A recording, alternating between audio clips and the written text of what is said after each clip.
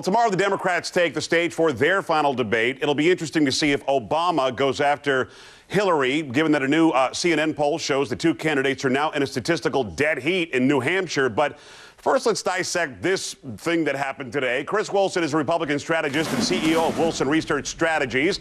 Liz Chatterton is a Democratic strategist and president of the Chatterton Group.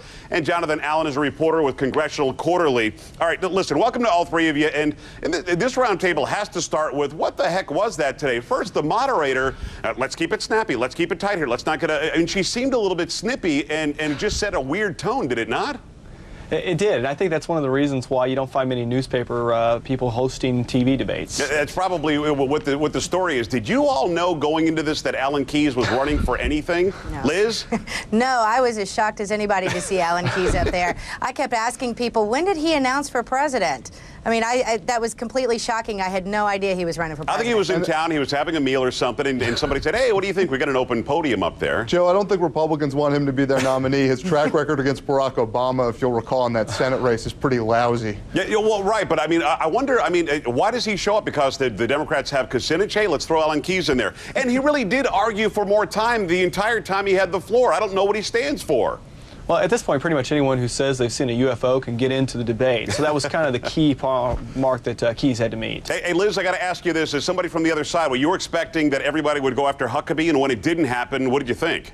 Well, I was really quite shocked, and I was really shocked that Romney didn't go after Huckabee more. He really should. Huckabee has usurped Romney as the front runner in Iowa. Romney missed an opportunity, in my opinion, to really go after him. I was quite surprised that they didn't take after Huckabee. Hey, Jonathan, how is it that we didn't talk immigration the entire time today?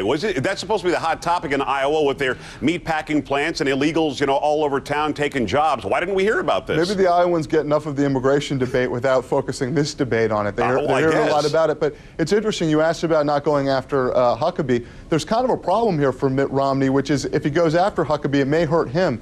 One thing that seems to be true about Huckabee is a lot of voters, even if they don't agree with him on specific issues, immigration, for instance, they still seem to like him, and going after him might sort of boomerang on somebody.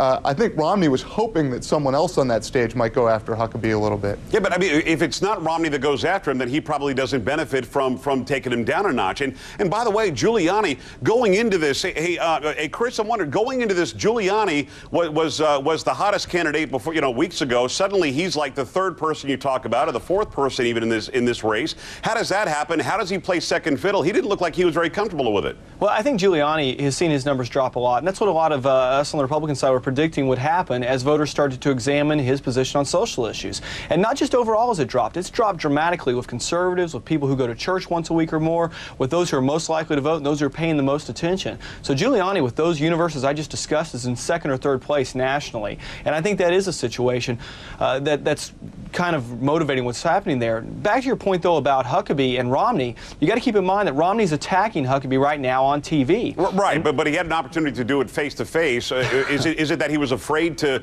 sort of look like an attack dog actually attacking somebody personally? Is that why he stayed away from it? Absolutely. It's a lot easier to do that on TV than it is in person. And in fact, Huckabee's answer was pretty good on that, his response. And I think it's got Romney a little bit gun-shy. They're going to sit back, see what the TV ads do. Do they start to move numbers? And if they do, then you'll probably see him engage a little bit more. But I think you're exactly right in that Romney was waiting for someone else to jump in and do it first, and it just didn't happen. And because of that, Huckabee's the one who comes out the winner. Hey, Liz, the other thing is if Romney gets into it, I was just going to say the other thing is if Romney gets into a one-on-one with Huckabee, who has proved, if nothing else, that he's good in these debates, at bantering, you could end up looking bad just by being the worst debater. I guess. Hey, Liz, in watching this, Huckabee, to me, when they had their 30 seconds to sort of just say anything about anything, he tried to come off as very presidential. Did you see that happening? From the other side of the aisle, are you going, well, okay, he's trying to say, I am presidential, talking about the founding fathers and the brilliant revolutionary ideas and so on and so forth. Is he sort of trying to put himself above the fray, if you will, as you watch this from the Democrat side? Is he preparing for a wider, maybe a national race?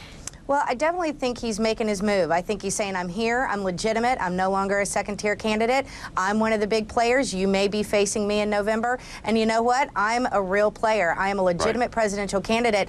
And I do think he's probably trying to rise above the fray. I think he knew, or frankly expected, to be the person who was going to be gone after in the debate today. And I think that's part of what this was. It was a prep for that. Okay, Jonathan, I want to start with you, and I want all three of you to comment on this. But Romney and the others all went, but I don't know, global warming. They all freaked out. Thompson didn't want to raise his hand.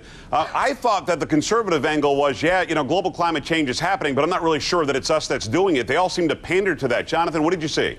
Well, I don't think this is an issue that a lot of Republicans are comfortable right now. They ran away it's like from you throw this. It's like you throw guns or immigration at the Democrats, and you watch them kind of fumble things. Right. I think they're not sure what they want to say at this point on global warming. I think in a general election, they will want to bow a little bit to the idea that it's going on and that there's something that might be done about it. In a primary, that's not going to be as successful, and I think they just really don't want to lock themselves into tough turf to defend later on. Liz, what do you think? I mean, you see this, and Fred Thompson says, I'm not going to play hand games, whatever that meant, and the others are going, I think, well, I would like to, if I could have more than a yes or no answer. They're scared to death of this topic, aren't they? Oh, I absolutely think they're scared to death. I think they're finding themselves in a real box on this issue. The Bush administration pretended it didn't exist for a long time. Now it's looking like they were wrong. The Republicans are all going to take a hit for that. And I agree with the guy a minute ago who said, you know, this may not be a Republican primary issue, but it's definitely going to be a general election issue. And the Republicans have been on the wrong side for a long time, and they're finding themselves at odds with the general public, and they don't know what to do. Well, I could, but I don't want to. We could debate global warming all day. I'll say, yes, there's global climate change. I don't think you and me and cows passing gas have anything to do with it, but that's for a different show. Chris, what do you think? They have to attack this. They have to answer questions on global warming and hybrid technology and green this and green that. They can't not talk about it and get elected into office. Well, it's not a Republican primary issue that's going to motivate the base, and that's why they stayed away from it today. I don't think there's any fear to deal with this. And I think you look at some of the people on the Republican side of the aisle who've done an effective job addressing this issue, and that's going to be the sort of messaging you're going to see in the general election. And I don't think there's any fear to address with it. And I would argue that Republicans are going to end up being on the right side of this issue long term. And despite the sort of flavor of the month that's going on with Al Gore right now, long term Republicans are positioned well on this. Okay, I want to go down the list here very quickly. I'm almost out of time. Fred Thompson, after seeing his performance today where he did appear to be awake, but I mean, everybody thought he was going to come in and be the firebrand candidate. He's not that. Is he still a serious candidate? Yes or no? Let's start with you, Chris. Yes, he is, but he's got a lot of work to do and to go out and reposition himself. And I think the National Review endorsement that took place was a big hit to his campaign. Yeah, that probably should have gone to him, and it didn't. And I think that's a statement that either he needs to get out of bed and campaign more, or it's time to look again. Liz, yes or no, quickly? No, absolutely. And I think he's still relevant. I think he's still a player. I think he may run third in Iowa and New Hampshire, but you just wait till South Carolina. I think you're going to see a whole new Fred Thompson. Jonathan, yes or no? I'm not sticking a fork in anybody yet. Okay, very good. I appreciate all three of you. Thank you so much.